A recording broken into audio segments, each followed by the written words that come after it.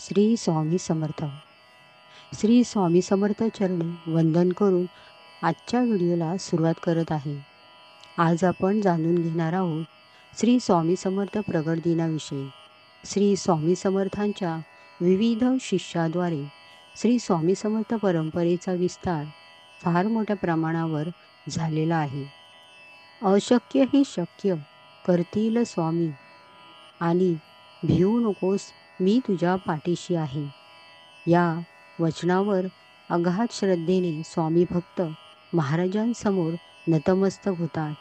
सर्व स्वामी भक्त स्वामींचा प्रगट दिन अतिशय आनंदाने साजरा करतात, कारण ते स्वयंभू होते. आपण ईश्वरी अवतार आहोत असे त्यांनी कधीच कोणालाही सांगितले नाही.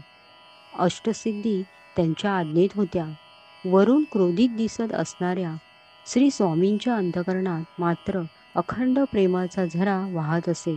आपल्या सर्व शिष्यांना वेदांताचे निरूपण करून त्यांना संस्कृती आणि संस्काराचे धडे दिले. गुरुभक्तीचे किती महत्त्व आहे हे सांगून गुरुभक्ती केली असता भक्तांची मोहमायेपासून कशी सुटका होते असे मार्गदर्शन केले. नास्तिकांना आस्तिक बनवून सर्वांना भक्ती मार्गाकडे वळविले.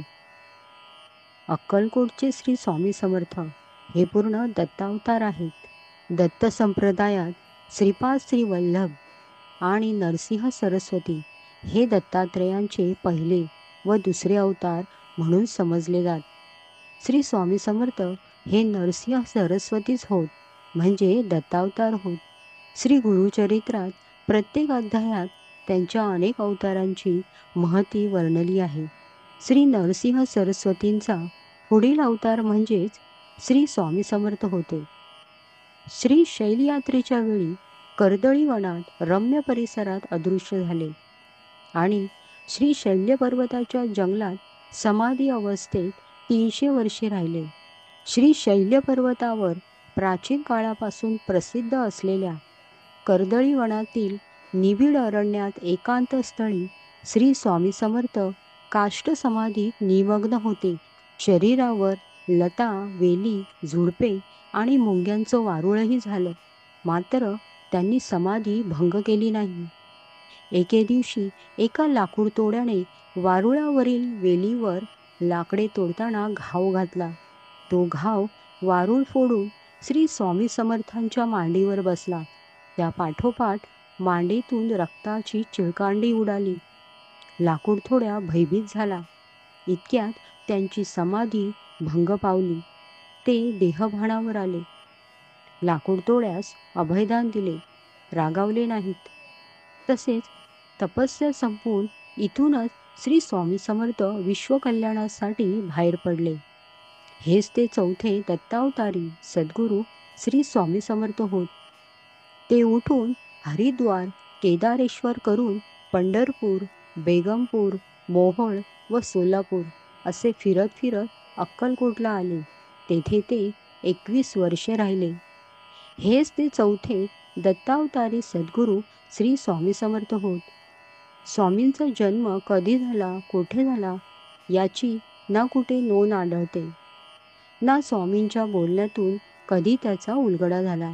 म्हणूनच त्यांचा प्रगट दिन साजरा केला जातो. एक प्रसंग असा होता की अक्कलकोट स्वामींनी प्रसाद भोजन सर्वांना अन्नपूर्णा मातेच्या अवतारात दिले. अन्नपूर्णा ही पार्वतीचा अवतार आहे.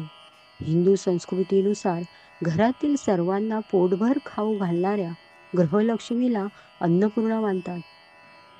असं म्हटलं जातं. अक्कलकोट स्वामींनीही अशाच एका प्रसंगी प्रसाद भोजन दिले. श्री स्वामी समर्थांनीच तेथे उपस्थित असलेल्या सर्व भक्तांना अन्नपूर्णेकरवी भोजन दिले. श्रीपाद भट यांच्यासारख्या फार थोड्यांना प्रत्यक्ष अन्नपूर्णेचे प्रत्यक्ष दर्शन घेण्याचे भाग्य लाभले.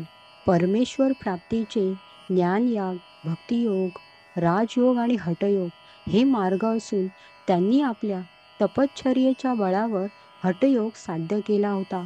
भक्तांच्या हाकेला धावून जाणारे, मार्गदर्शन करणारे ब्रह्मांड नायक श्री स्वामी समर्थ 30 एप्रिल 1878 रोजी दुपारी पंचतत्वात विलीन झाले.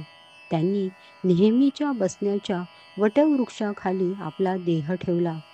श्री स्वामी समर्थांनी समाधी घेण्यापूर्वी आपल्या भक्तांना आपल्या निर्वाणाची चिन्हे दाखवली होती.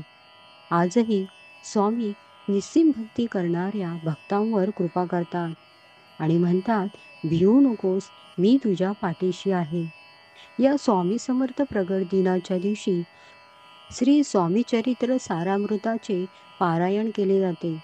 श्री स्वामी समर्थ चरित्र सारामृताचे पारायण करताना काही महत्त्वाच्या गोष्टी लक्षात ठेवायच्या असतात. श्री स्वामी समर्थांनी आपल्या रूपाने प्रत्येक भक्ताला त्याच्या इच्छित देवतेच्या रूपात दर्शन घडविल्याचे अनेक कथातून आढळते. भिवू नकोस, मी तुझ्या पाठीशी आहे, अशा शब्दांमध्ये श्री स्वामी समर्थांनी भक्तांना अभयदान दिले आहे.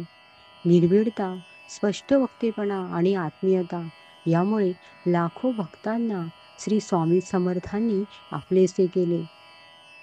श्री स्वामी समर्थांच्या विविध शिष्याद्वारे श्री स्वामी समर्थ परंपरेचा विस्तार फार मोठ्या प्रमाणावर झालेला आहे.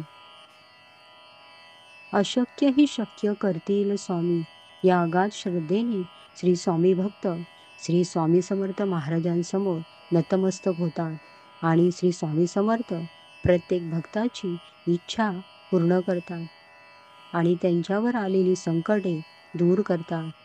श्री स्वामी समर्थ प्रगट दिन सर्वीकडे आनंदाने आणि उत्साहाने साजरा केला जातो. प्रत्येक श्री स्वामी समर्थ मठामध्ये श्री स्वामी समर्थांचा जय जयकार पारायण केले जाते.